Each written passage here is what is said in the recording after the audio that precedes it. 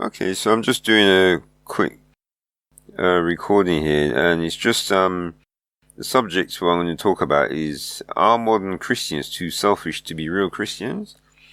And so I've just got this article that I just put up on the site, and it's going to have this video will appear inside this little square, well, rectangle.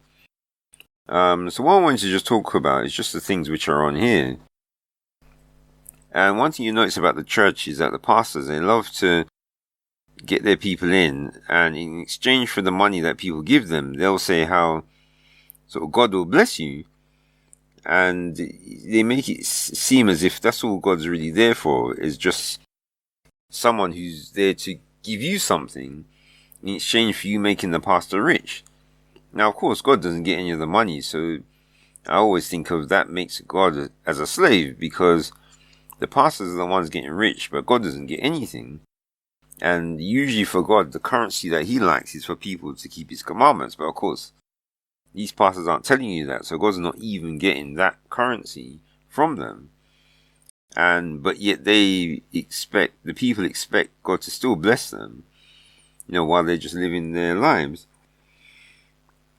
And the thing you'll notice is that obviously church people, you see them, seemingly having a fun time, when all they're really doing is going to their 9-to-5 job, and then having fun on one day on the weekend, or shopping usually, and then going to church for 2 hours, and they seem to think that that's all God requires, when they're happy to give their slave master the full 5 or 6 days.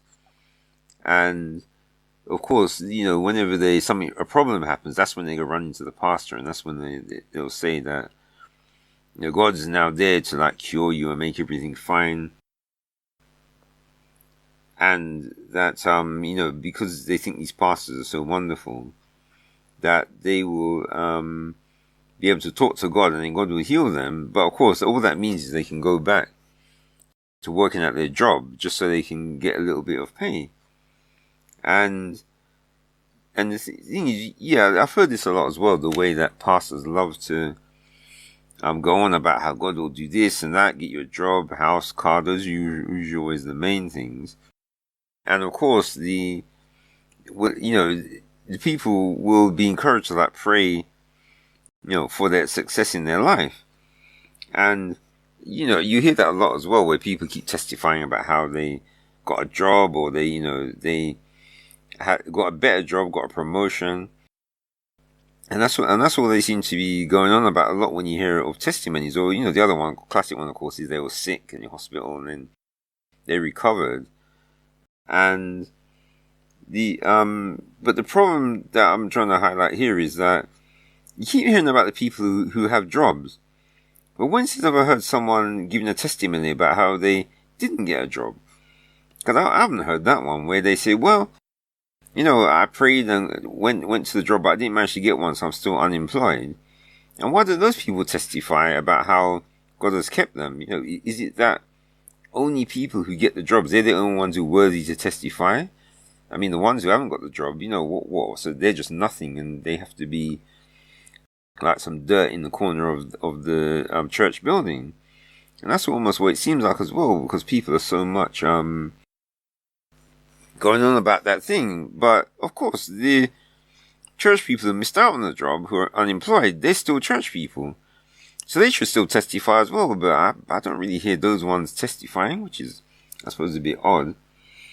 And I know, like I'm saying here, you make it seem as if God is being biased, because, and this is the thing I was going to say, is that if you've got one job and 10 people going for it, then of course, if that church person gets the job, then the other 9 people, they don't get the job and they're unemployed. So you're telling me that God cares about the one church person who got the job, and the other 9 people who didn't get the job, or even usually it's more than 9, God doesn't care about them? Well, I don't think so. So, why do they keep going on about this God got me a job thing? Because obviously God also arranged for the other people to not get the job as well. And like I'm saying here, obviously you're going to have lots of people in the church who are unemployed, so what about them? But like I say, they just seem to be the dirt of the church where no one talks about them. And let's see what else. What you cannot mention. Yeah, well, yeah, and that's the thing. So obviously a pastor can't go on about that, because then people realize that it's not the job that matters because of the unemployed people. And obviously any unemployed person in the church, they're exactly the same as the employed. And they really should be, testifying that, well, I didn't get the job, but God is keeping me. Why doesn't someone say that? And then the last thing I was going to say about how you have these, after the pandemic that came along, you have these pastors, obviously, they need to get people back in the building because it's harder to get the money, especially online, because not a lot of people like doing things online, especially the older people. So they need them to actually be in the building in order to get their money. But the problem is that a lot of churches are now doing things online. And now notice that there are more people who seem to prefer sitting at home and doing it, being able to worship from home because, for them it's more convenient. But the problem is that something that you might notice, and in any church that you go to which does online things, is that obviously in any church you've got, there are going to be church members who don't actually like their fellow church members. And so of course those ones who don't like the other people, they now have got the chance to actually stay at home and actually worship remotely. And obviously they think that, well, it's okay, but I think the problem is it also exposes what they're like as well, the fact that they're using this excuse, because obviously more people can come into the churches now, but I've noticed some places you go to, they're still quite empty. And